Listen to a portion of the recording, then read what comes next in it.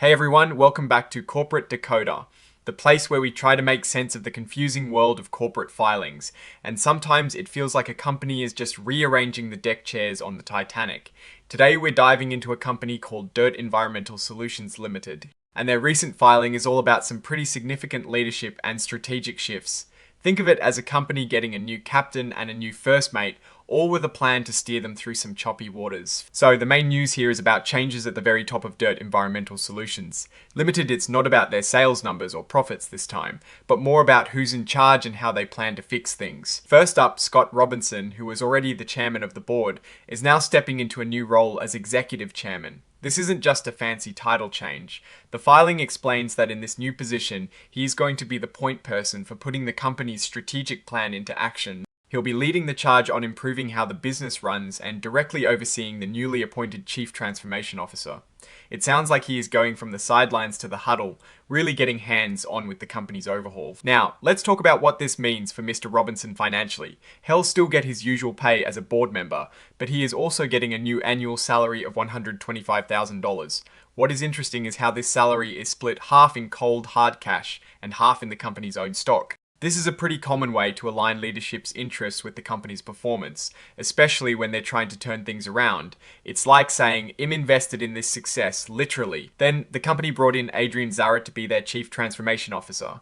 Hez also a current member of the board, so he is already familiar with the company's workings. His job is really to focus on the nitty-gritty of making the transformation happen, especially on the financial side. He'll be working closely with Mr. Robinson and the rest of the executive team. This suggests a two-pronged approach to leadership. Robinson sets the overall direction and vision, while Zarrett is tasked with executing the operational and financial changes to get them there. So, Adrian Zarrett's primary focus is on the financial gears of this transformation. He is essentially the person tasked with ensuring the money parts of the plan make sense and get done. Mr. Zarrett's compensation is also quite substantial. Besides his board pay, he is getting an annual base salary of $200,000, and he gets the standard employee benefits like health and dental insurance. It is a significant salary reflecting the importance and difficulty of his role in transforming the company. What's really noteworthy is what he won't be eligible for. He won't get any variable pay plans, stock purchase programs, or other cash bonuses. This implies his compensation is heavily tied to the base salary and the specific performance units we hear about next, suggesting a less broadly incentivized structure for him, likely focused on the core transformation goals. As part of these appointments, there is a minor shuffle in board committees. Mr. Zarrett is stepping down from the Corporate Governance and Compensation Committee, and another board member, Shally Panicode, is joining it. This is typical when someone takes on a new executive role, ensuring committee members aren't reviewing their own compensation or governance practices. The company is making it clear that these new executive roles for Mr. Robinson and Mr. Zarrett are intended to be temporary. This isn't a permanent shift in their board duties, but rather a focused effort to provide extra support during this critical transformation period. It signals that the leadership believes these specific individuals are uniquely positioned to drive the necessary changes. But ideally, the company will stabilize enough for them to return to their more traditional board roles or for new permanent executive hires to be made. And to round things off, Holly Heskrews has been appointed as the lead independent director. This is an important role, especially from a corporate governance perspective. The lead independent director usually chairs meetings of the independent directors, acts as a liaison between the independent directors and the full board, and plays a key part in ensuring good governance practices are followed. This appointment further strengthens the independent oversight of the company, which can be crucial when a company is undergoing significant changes. Now, let's be honest, the core of these filings, especially when they're about leadership changes like this, is often about what the company isn't saying. They are enacting a significant transformation, and these appointments are a clear signal that the current strategy or structure isn't working as well as they'd like. The fact that they're appointing a Chief Transformation Officer and an Executive Chairman suggests a business that needs a serious shake-up, and they're putting key people in place with specific mandates to make it happen. While this filing doesn't include detailed financial tables, it is all about the strategy behind the numbers. The compensation packages for Mr. Robinson and Mr. Zarrett, especially the equity components, signal that their pay is directly linked to the success of this transformation.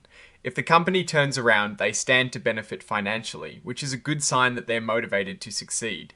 However, The fact that Mr. DIRTT is excluded from typical bonus plans and his tenure is temporary means his rewards are likely tied to specific transformation milestones, rather than broad company performance, which could be a double-edged sword for him.